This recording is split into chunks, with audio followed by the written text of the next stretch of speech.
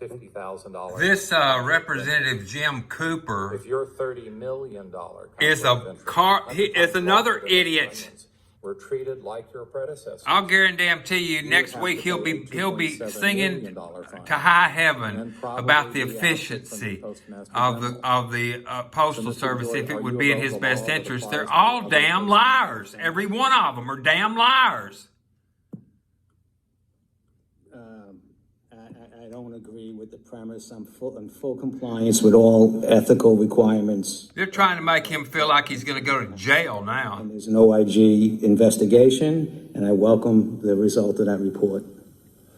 Well, Mr. DeJoy, as a mega donor for the Trump campaign, you were picked along with Michael Cohen and Elliot Broidy, two men who have already pled guilty to felonies, to be the three deputy finance chairmen of the Republican National Committee. This asshole.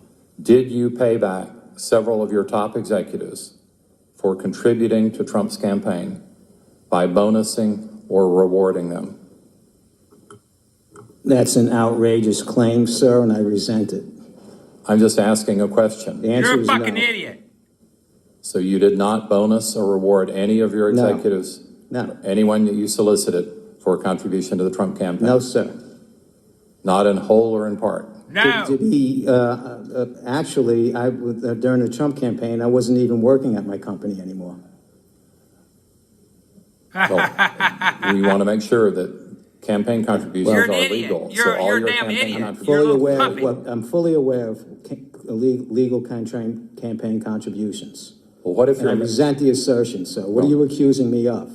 Well, I'm asking a question. Do your mail delays fit Trump's campaign goal of hurting the post office, as stated in his tweets? Are your mail delays implicit campaign contributions? These types of questions. I'm here to represent the Postal Service. It has nothing to do with, all my actions have to do with improvement into the Postal Service. Am I the only one in this room that understands that we have a $10 billion a year loss?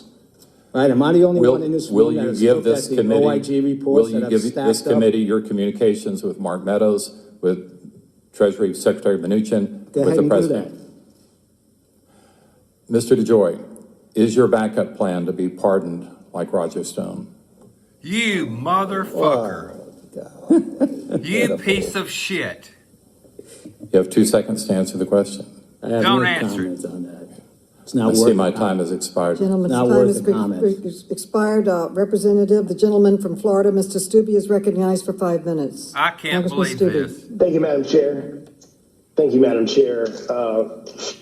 First of all, as a veteran who served in Iraq in support of Operation Iraqi Freedom, to compare postal workers to our military service members in Iraq or Afghanistan, quite frankly, to me, is offensive. Last time I checked, Postal Service drivers weren't getting their vehicles blown up by IEDs or being shot at as they drove around and delivered mail. So to try to compare our military service members who sacrifice on the battlefields across this world to our Postal Service members is frankly offensive as a person that had served. It's unfortunate that there are Democrats on this committee that have 100% politicized the Postal Service to try to stoke fear with the American people. But we shouldn't be surprised. It's a familiar theme for Democrats over the last 2 years. A subcommittee chairman of this committee, when asked on national television, and I quote, "Are you saying, say it directly, is this an attempt by the president you believe to interfere in the election?" The answer was absolutely. There is absolutely no evidence whatsoever that President Trump is using the Postal Service to interfere with the election. None, in fact, quite the opposite. But Democrats don't care about the facts. So here we go again. Seems like just yesterday we were hearing how the Trump campaign colluded and conspired with Russia to interfere with the last election. And when the facts actually came out, there was no evidence that that ever occurred. This is absolutely a concocted narrative by the Democrats to stoke fear in the American people, just like the Russia collusion hoax. Financial issues have plagued the Postal Service for decades and is vastly in need of reform. Mr. DeJoy just stated that $10 billion loss a year. Businesses couldn't operate that way. But the Democrats don't want real reform. If they did, they would have worked with our witness today. They would have worked with Republicans in crafting a bill. They would have worked with our counterparts in the Senate. They would have worked with the administration to actually come up with reform that would actually pass. This is a political stunt to further the Democrats' newest interference hoax. I represent 9 counties in Florida, and just last week we held our primary elections. Florida saw the largest turnout in a presidential election year primary since 1992. That was 18 years. About 2.3 million mail-in ballots were cast, which made up about 59% of all ballots cast. Initial reports indicate that there were minimal issues with the additional ballots handled by the Postal Service. There were no issues in my 9 counties with absentee ballots in this district that I'm aware of. Mr. DeJoy, would it be fair to say that the Postal Service successfully delivered during the Florida's primary last week? Yes, sir. The 2.3 million mail-in ballots that were cast in Florida are a significant amount for one state. What are the factors that led to the Postal Service being able to deliver the substantial increase in mail-in ballots on time? When it comes to ballots, the Postal Service, prior to my arrival and the heightened awareness of this particular election, throws everything it has to at moving ballots through the system.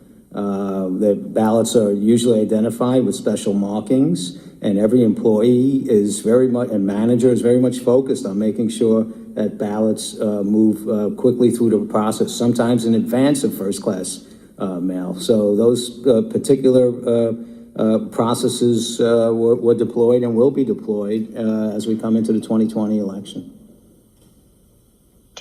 And Florida has, am I correct in stating? We'll back out of that just a little bit, but the point I'm making here is the Democrats are completely unhinged.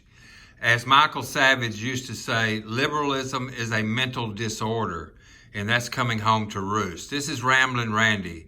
Get as many people as you possibly can, and if you can look at our numbers here on this video, on this channel, there's not many. Get as many as you can. I have a plan that will empower you. That means put money in your pocket for telling us what's going on in your world. What is your take on this video that I've got here? Your opinion matters, and if it has value, we'll tip you a penny, nickel, dime, or quarter. You get enough of those, we get 1 million people. What's 1 million times a penny? That's $10,000. What's a million times a dime? That's $100,000. Could you use that? We need your mind more than we need money. The clock's ticking. Our world is fixing to go away, people. It's fixing to go away if we don't wake up and smell the manure that these people are pushing. This is New World disorder, is what it is. It's a new world of disorder so that they can completely control you, move us into a crypto type currency, and if you're a bad little person, they'll turn you off if you're trying to help the greater good of all of us. This is Ramblin' Randy. Remember this, once a person who has been honestly mistaken all of their life learns the truth, they either cease to be mistaken or they cease to be honest. What say you? Ramblin' Randy, we down.